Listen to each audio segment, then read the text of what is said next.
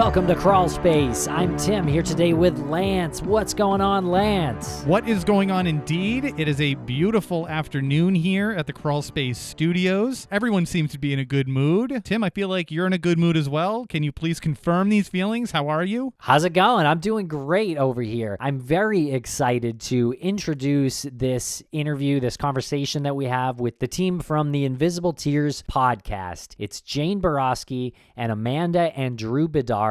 Boy, Jane's got a wild story, doesn't she? Yeah, she was the last attack victim of the River Valley killings that happened in the 1970s and 1980s. So the killings started in 1978, and by all accounts, Jane was the last victim of these attacks in 1988. She did survive 27 stab wounds. She was 7 months pregnant, and she is ready to tell her story. And a major part of her story is how she has gone from this horrific attack to healing and making that into something that she can use to communicate to others. Hey, you might suffer from PTSD.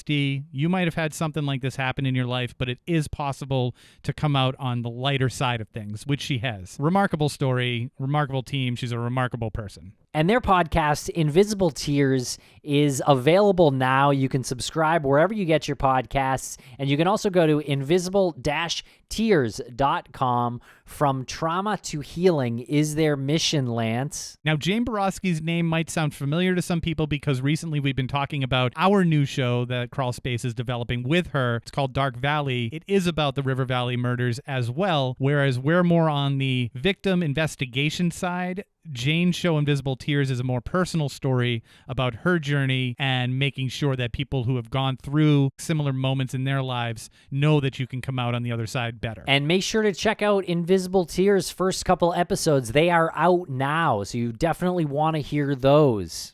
And Lance, we have a wonderful premium service for our subscribers that is available. It's called Crawlspace Premium, and you can get it at crawlspace.supportingcast.fm. And Tim, what's this rumor I hear about a promo code for the first month being free or something? That's right. When you use promo code Crawlspace, when you sign up at crawlspace.supportingcast.fm, you will get a free month of Crawlspace Premium. Next thing you're going to tell me is that if you sign up for missing.supportingcast.fm and use promo code MISSING, you'll get a free month of that as well. That's right, Lance. Missing Premium is amazing, and you can get that at missing.supportingcast.fm. And we've got an Ask Us Anything coming up on Monday, September 12th at 3 p.m. Eastern. That's going to be a blast. Subscribe now so you can be a part of it. And listeners, it's not too late to attend the Savannah Crime Expo. This is on Saturday, September 10th at the DeSoto Hotel in Savannah, Georgia. You can go to savannahcrimeexpo.com. We'll be represented there. There'll be other podcasts there like LA Not So Confidential and Mind Over Murder and Already Gone and Santa May Be a Criminal. That's Saturday, September 10th, Savannah, Georgia. You can get all the information at savannahcrimeexpo.com. All right, everyone. Thanks a lot for listening. Follow us on social media at Crawlspace Podcast or Crawlspace Pod. We'll be right back after a quick word from our sponsor. And a thank you to our sponsors. Back to the program. Welcome to the podcast, Jane, Amanda, and Drew. How's it going today? Going great. Thank you for having us. Absolutely. For people who are watching this on YouTube, you'll see a series of eyeballs behind us. This is the logo to Invisible Tears, which is the new show that the three of you have produced, and we will get into that in a little bit. But Jen's sitting over there in the corner. Jen is the catalyst, the linchpin to bringing these people together. You've really worked with these folks on not only their show, but our new upcoming show. So, Jen. Yeah, thanks for throwing it over. I'm so happy to have these three people on our show today. I'm so excited about their project. We've been working together on a separate project, a super mysterious one that we are excited to announce in the future. But for now, talking about their show Invisible Tears. And this show centers around an experience that Jane had back in the 80s. And Jane, if you could just tell us what happened to you. In 1988, I left a fair. I stopped for a soda, met up with evil. I was 7 months pregnant, and I was attacked and stabbed 27 times by what most believe was a serial killer. Definitely want to discuss that a little bit more. Before we do, I just want to ask a little bit about the project Invisible Tears. And Amanda and Drew, how do you come into this? So I've known Jane much of my life. She actually babysat me, so I grew up knowing her, and I grew up knowing her story. However, I was not sure really how to talk to her about it. I remember being a kid and actually watching the Unsolved Mysteries episode that was released talking about her case, driving by Gamarlos all the time, so always having that reminder. And then later in my teen years, Jane and I were sitting around at a campground and just talking, and Jane really kind of opened up more about what she went through, the attack and everything that happened, because she knew that I kind of had that intrigue with the whole serial killer cases and knowing her. And then I met my beautiful wife, Amanda, and we were kind of just spitballing, talking about maybe, doing a podcast. And it was around that time that Jane reached out because she wanted to do a podcast, but she wasn't sure where to start. And her daughter recommended that she touch base with me. So it's kind of the perfect timing of Amanda and I thinking of doing something, and Jane was going to be the first episode topic.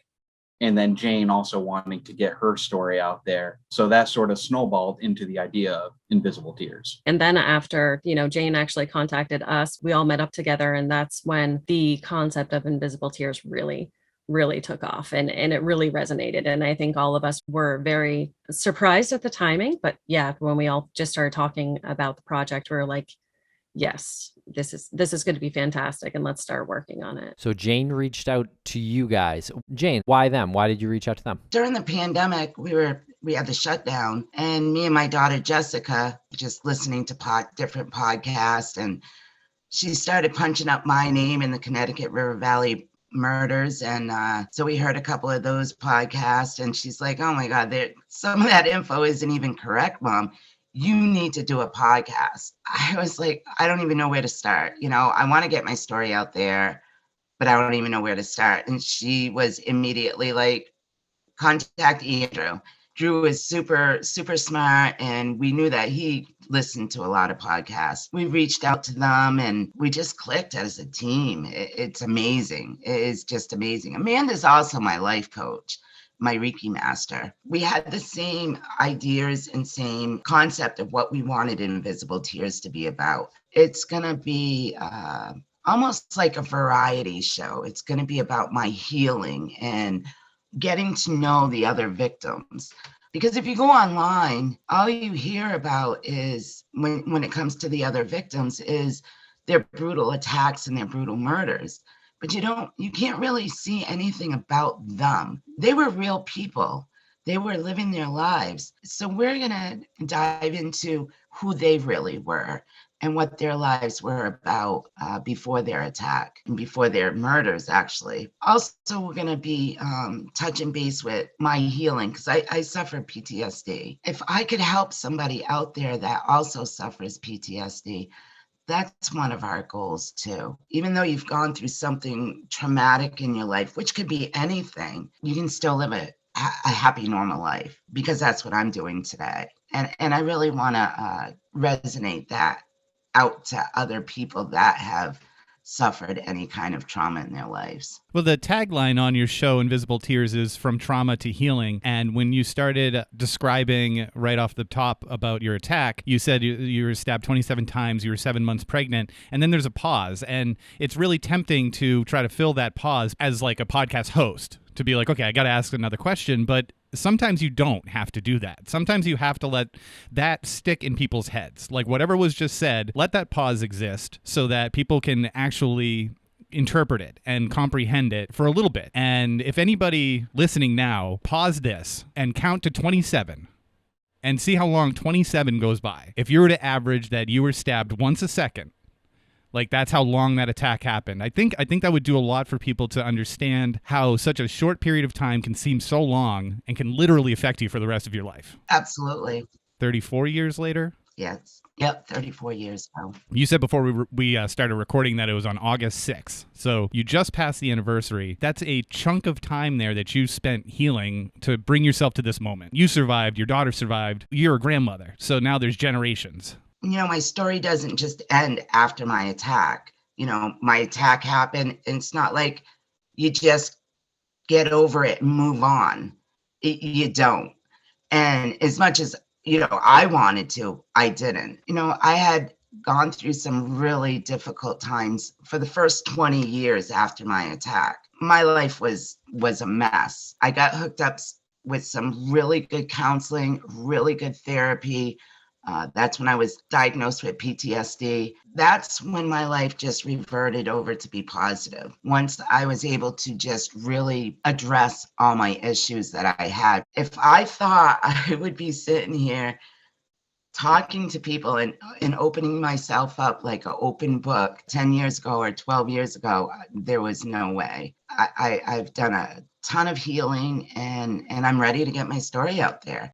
A lot of people misinterpret what victims go through after they've gone through something traumatic. I want to bring light to what a victim's life is really like. I've gone through gambling addiction. I've received hate letters because people were actually telling me that that was my choice to stop at the store, and how dare I put my unborn child in danger. But these are things that people don't realize that victims actually go through. It takes a strong person to become a survivor, but it takes an extra strong person to actually heal themselves. Totally. And I think it takes a strong person to invite people like Drew and Amanda into your life to help you and to say, like, I do need help. A lot of people just aren't properly informed with how that transition or how that journey happens when you say, like, I was traumatized and I need to invite other people in to help me. So I think you doing this show is so important for people who, if you're a family member, if you were a victim of some sort of attack, some sort of abuse, there's a number of traumas out there that can be addressed in this show. I'm going to pass it over to Tim because I feel like Tim has something important to say. He's got that something important to say face on. First, I would like to know your thoughts on the title, Invisible Tears, and what that means to all of you. I hid a lot of things that I was going through. I cried so many times without anybody knowing. And it just, all of a sudden, it just popped in my mind, invisible tears. I didn't allow people to see me weak. That's what I perceived myself as.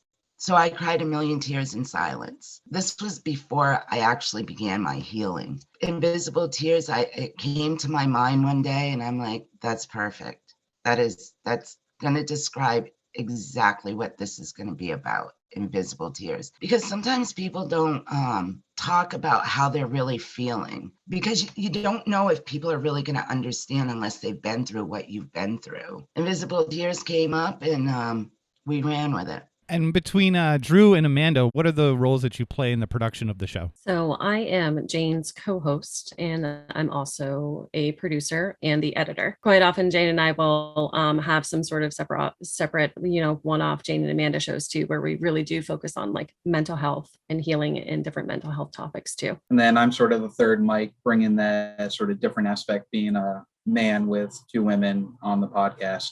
And also producer and researcher for us. I just want to make a quick comment on the amazing dynamic between the three of you. So often chemistry has to be forced. You three are friends. You talk daily.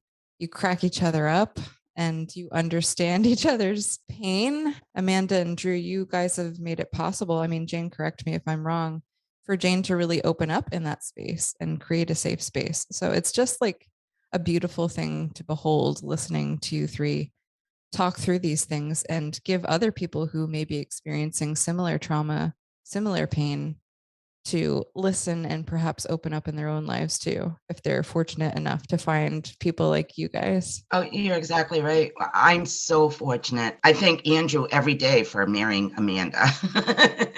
Every single day. We click. When I brought the concept up about invisible tears, they got what I wanted it to be about. I didn't want it to be just about the Connecticut River Valley murders and him, the monster that killed these women and attacked me. I didn't want it to be about that only. Yes, we do want to still remind people these are unsolved cases. Nobody has ever been arrested or charged or anything with these cases. These are unsolved cases. But Amanda and Drew really understood where I wanted to go with this podcast, with sharing my story. I didn't want to just share my story. I want to hopefully help people. They've been like totally supportive of everything I've wanted to do with this. And thank you so much, Jen, for your observation and your nice compliments. We don't take that lightly. I know I can speak for Drew too in this capacity, that we were honored when Jane came and approached us and wanted to do this project. We know what she's been through. We didn't know all of it until we started doing this project, but we know some of what she's been through. And we know that her completely trusting us with doing this project with her, it meant the world. So we all love each other. We're all family. It was just really important to us and really meant the world that she trusted us with this project, with the project that she had the terms of, that it was, she was speaking freely for herself. And throughout this, the listeners are going to really be amazed by some of the episodes. I mean, Jane's been so completely transparent with a lot that she talks about, and that's brave. Yeah. And I just want to call out the fact how important it is for Jane to have a voice and tell her own story, especially like in this true crime space. You have other people talking for the victim. I mean, either they're not here anymore to talk for themselves, or it's too difficult, or you get a big production company involved and they kind of spin it in a way that doesn't settle right with you. But this is Jane and her friends and Jane's own voice telling her story. And I just don't want that to be missed, how important that is. Invisible Tears, first and foremost, it's a platform for truth and healing, because it's not just speaking Jane's truth and anything that Jane needs to put out there or wants to put out there for the purpose of helping people. It's a platform for healing and truth. And we'll be right back after a quick word from our sponsors. Thanks to our sponsors, and now we're back to the program. And Jane, I know you've gone through quite a journey. You've experienced nightmares? Nightmares is definitely a symptom of PTSD. But since I started healing and started receiving counseling and therapy about 12 years ago, they've pretty much gone away. I don't experience them anymore. If I do, they're very, very few and far between. That's a good sign to me that I've done an enormous amount of healing with that. The first 20 years after my attack, I really felt like I was living a normal life. And then when I started receiving therapy and counseling, I quickly realized that my life was anything but normal. I was like in a victim mode. All the symptoms of PTSD were there, but I was trying to ignore them, trying to, I guess, go into survival mode, I guess is what it was. So when I started counseling, it was as if I had to totally strip myself naked and rebuild myself. I had to address every single one of my symptoms of PTSD. There was nightmares, there was anger, there was paranoia. I was scared all the time. I had anxiety, depression. I've attempted suicide a couple of times. So I had all these symptoms of PTSD. And so I really had to address each and every one of my symptoms. And with doing that, I totally had to rebuild myself. And it took about 7 years of really intense counseling. And then I finally realized, oh my God, I just became the person I always wanted to be and didn't even know this was the person I wanted to be, because I was living for 20 years in such a facade life. I thought it was so normal for me. So now, after doing all that healing, life is so much better. I'm happier. I feel more confident in myself. I have a better relationship with my kids and my husband. It's just improved my life so much. Wow, that's a really good description of going through something like that, like stripping down, breaking yourself down, and rebuilding yourself. And it made me think about this question that is going to be really tough for me to ask because I really don't know exactly how to ask it, but I'll try. And it's sort of like a multifaceted question. Do you think that your life, the way you are now, is better than what you would have been if the attack didn't happen? And here's the other facet to that. Does it matter? I was 22 when I was attacked. I was really young. I hadn't really experienced a whole lot in life. I guess I was kind of gullible. I was 22. I mean, I didn't know about serial killers. I didn't know about that there was a serial killer in New Hampshire. Never even crossed my mind. But don't forget, back then, there was no internet. There was no social media. So you only knew what you read in the papers, basically. I liked to party. I liked to hang out with my friends. I did what any normal 22-year-old liked to do. I wasn't scared. I wasn't paranoid. I was fearless. After my attack, obviously that all changed. But if I think about my life today compared to when I was 22, I've learned so much about the world. And unfortunately, the dark world of crime and violent crime, serial killers. I don't think I would even change or want to change the path that my life has been on. Yeah, I wish I was never attacked, but I also got to think about all the life lessons that I've learned over the 34 years, and how I've grown from that, and how much stronger I am. And I don't know that I would change anything. Life is a road of learning and experiencing, and making mistakes and learning from your mistakes. So I don't think that I would change anything other than the attack. I often ask myself, why me? Why was I attacked? And I look at myself today and I think, because throughout the journey of my life, the past 34 years, and where I am today, and starting this podcast and wanting to help others, that's why I was attacked, because there was a plan for me. And I believe what we're doing now with the podcast and with Amanda and Drew and sharing my story, I think that was the plan for me. Did you ever consider moving out of the area while you were going through your healing process? No, never. My husband, Dennis, he grew up in this area. I never, that never crossed my mind. It's a small community. It's basically safe. There's no real major crime.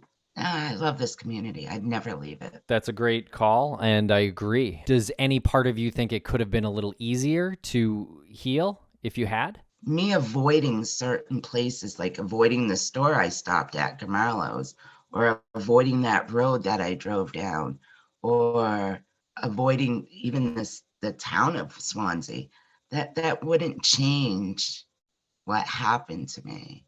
It certainly would have helped me mentally. It would still be there. And you mentioned Gamarlo's. That was the store that you were attacked in front of. Do you still pass by that store? Do you still go to that store? I shop there all the time. It's crazy. I do. I shop there all the time. I even park in the same spot that I was parked at that night. It's just, I don't know why it's never bothered me. I can't explain it. It's never bothered me. Now, if I see the vehicle that he was driving that night, or just, a similar vehicle to that bothers me. Or it used to make me very paranoid. And every time I saw it, I would look at my rearview mirrors and wonder, is it turning around to follow me or whatever? A quick little tidbit about the geographics too. Fun fact, most of Invisible Tears is actually recorded about a quarter mile from Gamarlos. That brings up another point, Jane, that I'd love for you to speak on. Since you were attacked and all of these other women were murdered, this has been unsolved. And what does that do to you as a victim of a crime like this, not knowing who did it and not having any justice for this many years? It makes me angry. I often wonder, where is he? What is he doing? Is he still alive? And it makes me angry that he got away with it. These are still unsolved. Nobody has ever been convicted of murdering those women and attacking me. And it angers me. That's another thing that we're going to touch on the podcast is the investigative part of my attack and where the investigation has gone or has not gone throughout the years, because I feel like it's just they've been forgotten. All these cases have been forgotten. It's unacceptable. I think there's been a lot of missed opportunities of solving these murders in my attack. It just makes me so mad. And I can't even imagine how the families feel, how they must feel not having answers, any answers. And that's one of the reasons why we want to do this too, is to, let people know that these are still unsolved. There was a specific suspect all over the internet. I guess he's still on there. One of our episodes is we're going to discount him and give more explanation about him and why he's on the internet as the suspect. But there's other suspects too that I don't understand why they haven't been looked into more. I think it's unacceptable that 34 years have gone by, plus, because the other women were murdered before my attack, and there's still no answers. There's still no arrest. There's nothing. I just don't understand it. It baffles me. So the first, I guess, confirmed murder, part of the Connecticut River Valley killings, was in 1978, and your attack was 1988, so that spans 10 years. And to everyone here, like to all of our knowledge, there hasn't been another suspected attack by this individual. Is that correct? As far as I know, yeah. I was the last victim of this Connecticut River Valley killer, as far as we know. So who knows, when we do the show, maybe other victims will come forward too with their story saying, oh, well, I had this happen to me by this individual, but I got away. It does seem like a lot of the focus really is just looking north and south along the I-91 corridor. However, if you do kind of look east and west of the 91 corridor into the eastern side of New Hampshire, Maine area, there are a lot of killings during that time period that do sort of fit with, stabbings of females and stuff like that currently aren't being looked at as part of it. But that is one of the deep dives that we're doing, is kind of, are there other attacks that can be attributed to this killer, or can they be discounted completely? We'll be right back after a quick word from our sponsor. And a thank you to our sponsors. Back to the program. Internally, we've discussed why the Connecticut River Valley killings don't get the attention of, say, the Golden State Killer or the Son of Sam or Ted Bundy, et cetera, et cetera. I think part of it, and we were talking about this, part of it might be because the focus, speaking of geography, isn't in Connecticut. It's the Connecticut River Valley. It's the Connecticut River, and you just mentioned the corridor up there. Drew, can you just elaborate a little bit more for the folks out there who aren't familiar with this area? And when you say east and west of, where is this section? Yep. So it's known as the Connecticut River Valley killings because of how the Connecticut River runs from northern points of Vermont and New Hampshire, right directly in between the states, down through Massachusetts, Connecticut, and dumps into the Long Island Sound. And there's also a major highway, I-91, that runs perpendicular right in between New Hampshire and Vermont. And that's where a lot of the sort of killings where the bodies were either kind of went missing or were found are definitely within, 15, 20 miles of I-91. So I think that that's how it sort of got the name. Yeah, really people, as authorities, you look at any message boards, all that stuff, people are really just looking at, okay, what happened right along that interstate, but not realizing there's also, what about the other interstates that are running east to west? So out towards the East Coast or the seaboard of New Hampshire and Maine, there's definitely some stuff that was happening around the same time period. Do you believe there are other murders attributed to the group of killings? I do. There's a couple that when you look at the time period and how the bodies were found, how they were killed, it definitely should be looked at a little bit further. And when you do talk with some residents that are up a little bit north of us, really in the heart of where the killings took place, there is a belief that there are definitely more involved, and it is more eastern side of the state that some of the stuff's, might have happened. It just amazes me the amount of unsolved murders and missing people and crime there is between New Hampshire and Vermont. Like right now, there's a serious issue in New Hampshire with missing people and bodies coming up, and they're finding a ton of bodies along the Merrimack River. There is a serious issue. We believe there's at least 3 serial killers active right now in New Hampshire. And is this a topic that's going to be discussed on the show as well? Oh, absolutely. Yeah, we'd like to have what we call almost like headline episodes where we are talking about the newest involvements or activities that are happening, up in this region. Because, we know there's the Merrimack Valley, there's the definitely a little bit older, but there's older couples up in Maine, men disappearing in the Springfield, Massachusetts area, which is also right along the Connecticut River. So we also want to not only talk about Jane's case, but kind of what is currently happening to try to shed some light into it, get some more information to try to make those a little bit more accounted for. Right now, whenever you read any of the articles, it is, oh yeah, this body was found in the river. We don't expect there's no suspicious activity. Then the following week, another body will be found, and it's not suspicious. So that's the famous last line in all the articles. Not suspicious. Yeah. Oh, that makes me so mad when they put that in there. And they put it in there so soon. Like the person will go missing, they'll find the body within a week. It's not suspicious. Did you even investigate anything? I mean, seriously, they have a serious problem, and we're definitely going to try to bring it to light. It's always interesting to me when law enforcement doesn't, or the press won't release information, but they'll release information like not suspicious. I mean, it's a very specific thing to say, and it feels very deliberate. And I wonder if it is suspicious, but they say it's not suspicious just because they don't want people looking into it for whatever reason. If it wasn't so tragic, it would be hilarious. You can have bodies just rolling into the river and rolling out dead, and it's like, oh, that just probably is, they were fishing. I don't understand how like a dead body at all is ever not suspicious. I'm a podcaster. What do I know? Yeah, we want to bring more light to these cases and let people know that somebody out there knows something, and maybe people will start coming forward, and maybe they'll start taking these cases more seriously if we get start talking about it and get other people talking about it, because it's just, it's disgusting to me. It angers me. Drew, are you ever intimidated being in between these two women? I mean,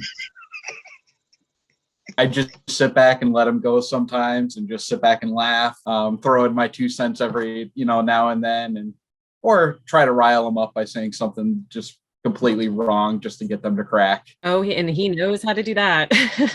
It's a great question, Lance, though, because I mean, and especially with knowing us, I mean, both Jane and myself, we are very strong personalities. But luckily for Drew, he knows how to appropriately interact with the both of us. And he does it seamlessly. Or he walks away. He just walks away quietly. Now, Jane, as far as your attack goes, do you feel that the investigation left a little bit to be desired?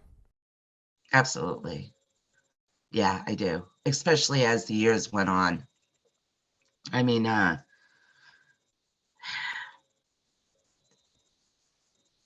they had so much info at the beginning.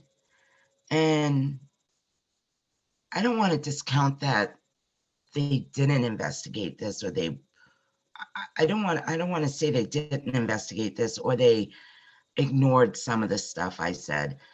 But they had a lot of info.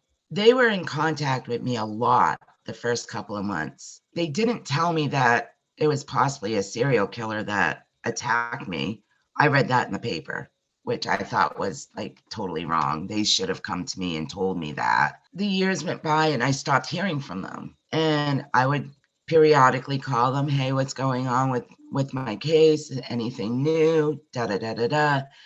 No, nothing new. And they did have me on the cold case files for a long time. I don't know, about a year ago, maybe, all of a sudden I was taken off it. Well, 2 years ago, they had contacted me and wanted me to go in to be re-fingerprinted because they got fingerprints off my car. So they were going to call me back, let me know when to go to the state police barracks to get re-fingerprinted. That was 2 years ago. I still haven't heard back from them. So it's like, I think because it's a cold case and all these are cold cases, I think they're kind of like not giving them the attention that they should, and giving my case the attention it should, because it's just, I just don't hear from them anymore. And when I call up, they don't even know who I am now. It's been so many years and all new people in the detective unit. They don't even know who I am anymore.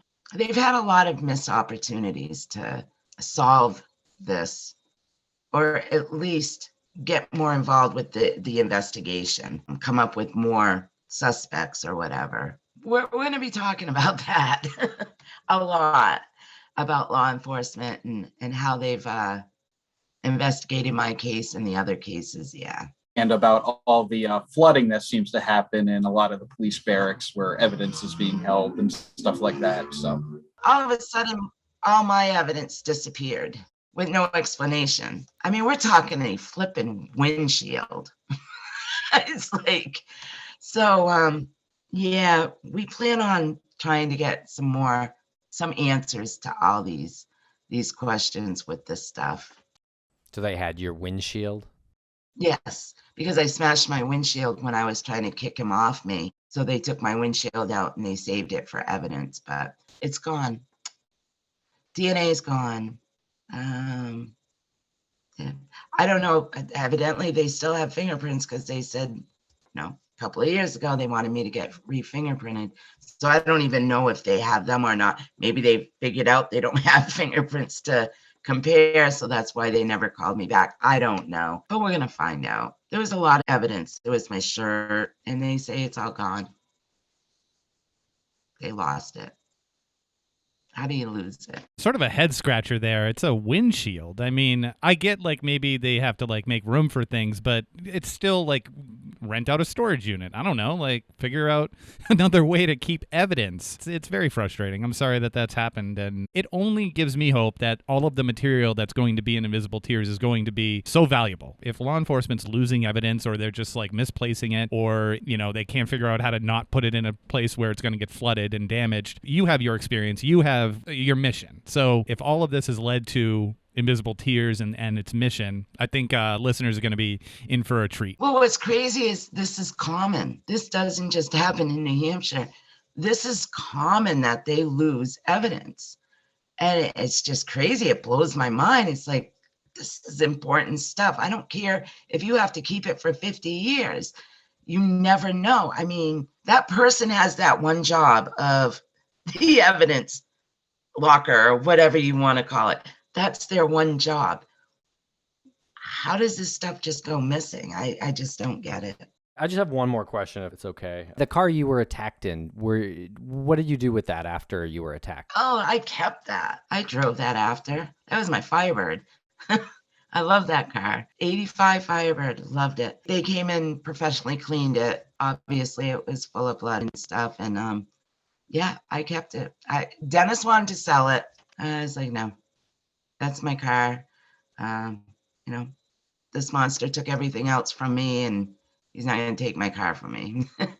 I kept my car. I like to just, before we leave, I just want to mention the other victims, say their names, because it's important. There was Kathy and Elizabeth and Eva and Ellen and Bernice and Linda and Barbara. These were victims of this monster. They will be one of my focuses on this podcast, because we're definitely going to learn more about who they were. It's as if I've known them for 34 years. It's as if we have a connection. They don't have voices because they were brutally murdered. And I'm going to try my hardest to be their voice.